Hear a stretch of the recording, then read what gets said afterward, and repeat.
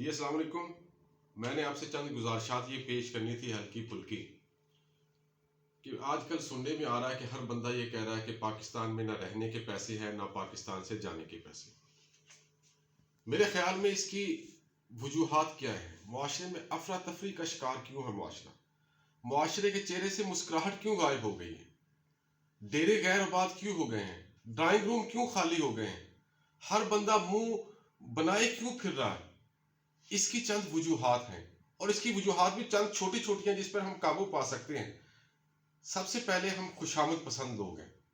ہم خوشامد بہت کرتے ہیں اور ہمارے جس کی خوشامد کی جاتی ہے وہ اسے پسند بہت کرتا ہے اور یہاں سے ہی بات شروع ہوتی ہے. میں آپ کو ایک مثال دیتا ہوں کہ 1759 میں ایک بادشاہ سلامت تھے. وہ اپنا دربار لگا کے بیٹھے تھے. وہاں ایک سائل آ گیا. اس نے کہا کہ میرے والد صاحب بیمار تھے فلاں معالج خانے میں, ان کا انتقال ہو گیا ہے.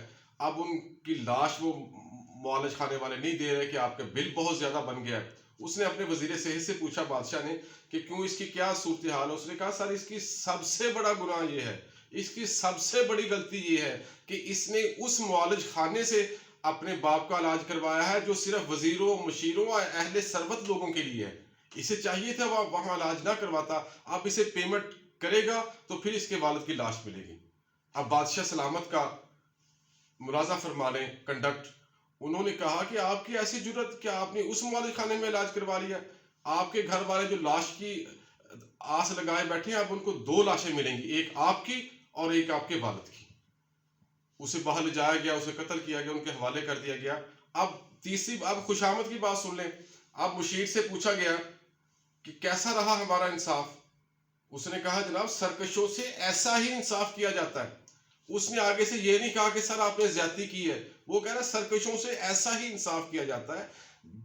ہمارے معاشرے میں اگر دیکھ لیں, موجودہ معاشرے میں کیا ہم اخلاقی طور پر اتنی پستی کا شکار نہیں ہو گئے کہ ہم 1759 میں رہ رہے ہیں؟ اور جب ہم خوشامد کرتے ہیں تو وہ تو بندہ اپنے آپ کو عقل کل سمجھنا شروع کر دیتا ہے.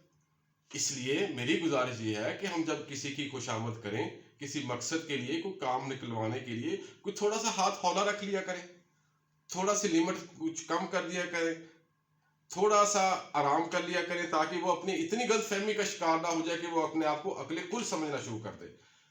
اسی طرح آپ اگر اسے پاکستان کی سطح پر آزمائیں تو پھر کیا ہوتا ہے؟ ہم ان لوگوں کی اتنی کر دیتے ہیں, خوشامد کر دیتے ہیں, وہ اپنے آپ کو عقل کل سمجھتے ہیں. اور دوسری وجہ کیا ہے؟ دوسری وجہ ہمارے معاشرے میں تعلیم و تربیت کا فقدان ہے, تعلیم و تربیت کی کمی ہے. ہمارے معاشرے میں کیا ہو رہا ہے؟ پاکستان کی سطح پر دیکھ لیں کتنا بجٹ ہے تعلیم و تربیت کے لیے, 1.5% اور 2%. اور ہمارے گھروں میں دیکھ لیں تعلیم پہ کتنی توجہ ہے. باقی سارے کاموں پہ بہت توجہ ہے, تعلیم پہ توجہ کوئی نہیں ہے. بچوں کی فیسیں کب جاتی ہے ہمارا معاشرہ مجھے بتائے کہ سب سے آخر میں. ہمارا سٹیٹس, ہماری دوسری چیزیں سب سے آگے ہیں. اس لیے ہمیں توجہ کرنی چاہیے اپنے بچوں کی تعلیم و تربیت پر اور اپنے خوشامدی رویے کو ترک کر کے, تنقید کو برداشت کر کے, تاکہ ہمارا معاشرہ خوشحالی کی طرف, صحت مندی کی طرف جا سکے. اب ہو کیا رہا ہے؟ اچھے شخص کی تلاش کس طرح کی جا سکتی ہے کہ اچھا شخص جو ہمیں رہنمائی دے, جو ہمیں ہاتھ پکڑ کے ہمارا خوشحالی کی طرف لے جائے. اس اچھے شخص نے نہیں آنا. وہ اچھا شخص کون ہے؟ وہ اچھا شخص آپ خود ہیں. آپ نے اپنا ہاتھ پکڑ کے اچھائی کی طرف جانا ہے. آپ کو کسی نے خوش کرنے نہیں آنا. آپ کے اندر خوشی ہے جس سے آپ نے خوش رہنا ہے. آپ نے ترقی خود کرنی ہے, اس ملک کے حالات کو خود بدلنا ہے. اس کے لیے ہمیں کسی نے کوئی باہر سے آ کے ہمارے حالات کو ٹھیک نہیں کرنا. اس لیے میری عام طور پہ گزارش یہ رہتی ہے اپنے دوستوں سے بھی کہ ہمیں اپنے ایک ہی بندہ ہے جو ہمیں کامیاب کر سکتا ہے, وہ آپ خود ہیں.